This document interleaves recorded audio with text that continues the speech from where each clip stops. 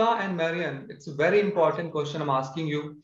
Why are some people not taking accountability or responsibility?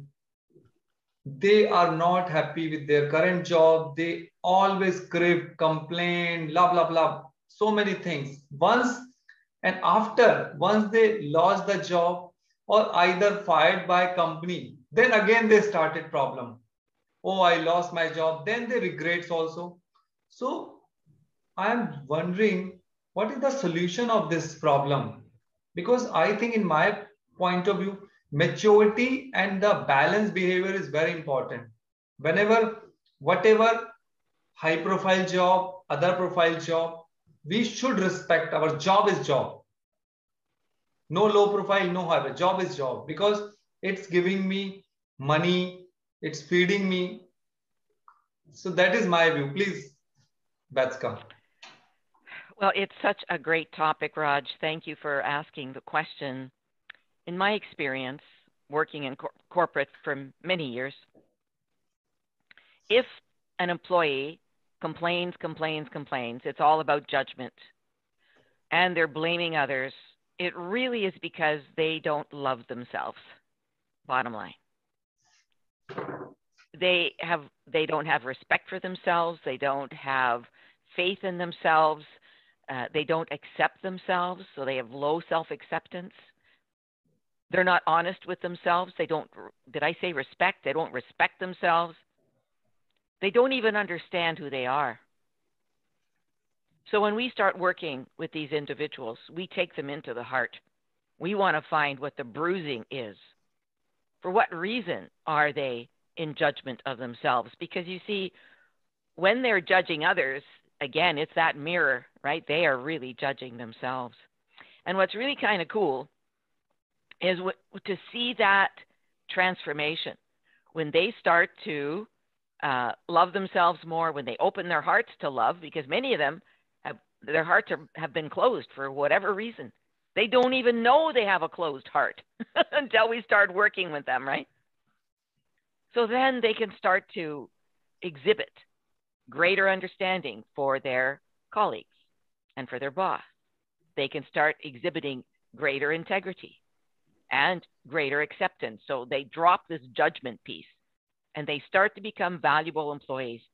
So that's why any kind of corporate training that has to do with opening the heart and learning how to respect self, everything about self-love, to really value yourself. Once you value yourself, then you can value the organization. Marion, what do you think about that?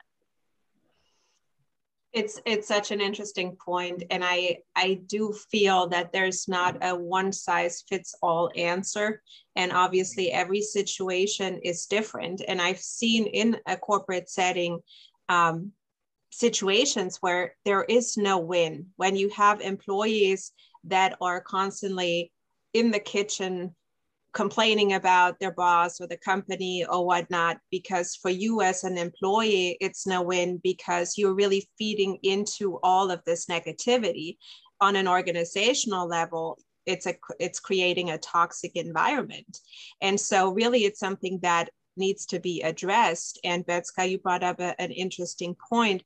It really starts within the individual. And Raj, you have actually done a topic of one day too, where we can only change ourselves. Right. We can't change anybody else. We can't go out there and say, well, if my boss would be better, if this person would have done that.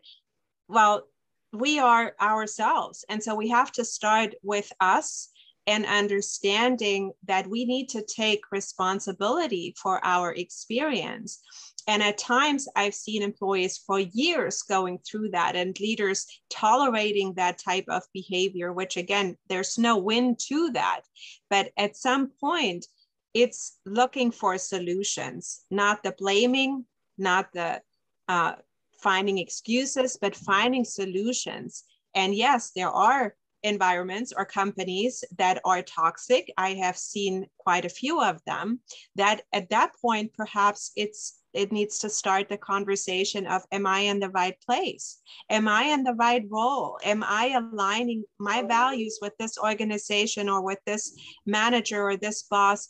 And perhaps it's time for a change. But being in that blaming, complaining mode, nothing changes for the better. And we're really hurting ourselves, looking at it from an employee standpoint. And again, when you're on an organizational level and you are a leader, that is a behavior that needs to be addressed right away if you're looking to have your organization being a place that employees are motivated, they're performing. When you start having these bad apples within your organization, within your team, it really ruins everything that you're looking to create.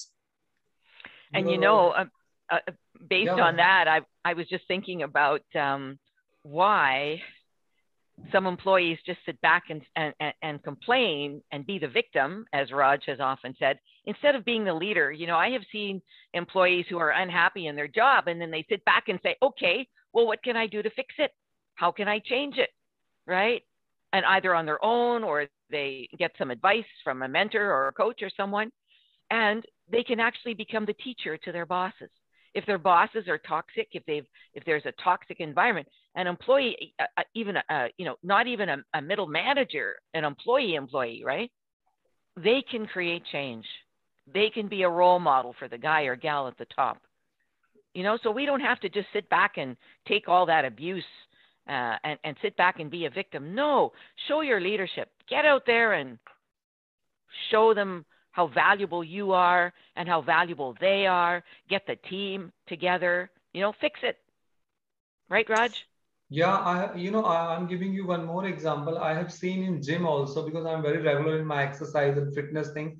So I have seen so many people, they are not regular in gym. They are not following proper diet chart. They are drinking, eating junk food, late night parties and wine, liquor, beers, and they they are not regular in gym. Like 2 or 3 days they came and they complaining about trainer is not giving training right. They are not accountable. They are not feeling कि I am accountable for my body. My body is my body. This is not trainer body. But they are blaming for trainer. they are not following proper rules, regulation, food, nutrition. What is your requirement? And then blaming the trainer is not good. He's not giving right training. So it's a complaining attitude nature problem I found. And I told Marion also, you recall my one episode, we cannot change people. We can change only ourselves. We cannot create other people. We can create ourselves, values and discipline, rules and regulation. So it will create automatically lead by. They want to compare Marion like you. Oh, I want to look like this, but they don't want to do hard work. That is the problem. That is the problem. It seems easier at times to complain or blaming others, but I believe that the moment everything changes is when we realize that we have responsibility for ourselves. We are accountable for ourselves in every sense that comes, because our experience that we have and the mindset that we exhibit, and whether or not we come to something with a mindset of gratitude versus blaming and complaining, that is when our life is changing for the better. But it's not always easy, but it's certainly worth it. And I think that is the point that, as a takeaway here today, to say only we, each one of us, is responsible and accountable for our experience, for our well-being, for our health, for our wealth, for anything. And once we realize that, things start to change. Right. Absolutely. And another point I'd like to make is that while we know that we can only change ourselves and not change others, but once we change our attitude, once we change our beliefs, then the people around us start to change. It's called quantum physics. We change our energy field and people go, oh, Raj, Marion, Betska, wow, they've really changed. I'm going to change with them, right? naturally happens. And that's why it's so important in organizations to have really good training programs, right, for this type of a topic, and to have individual coaching and, to put together, using Marion's great wisdom here, to put together a roadmap on how we can create greatly engaged employees. That's what we really want to do, don't we? Yeah. Yeah. Absolutely. Yeah. Thank you so much. Can anybody out there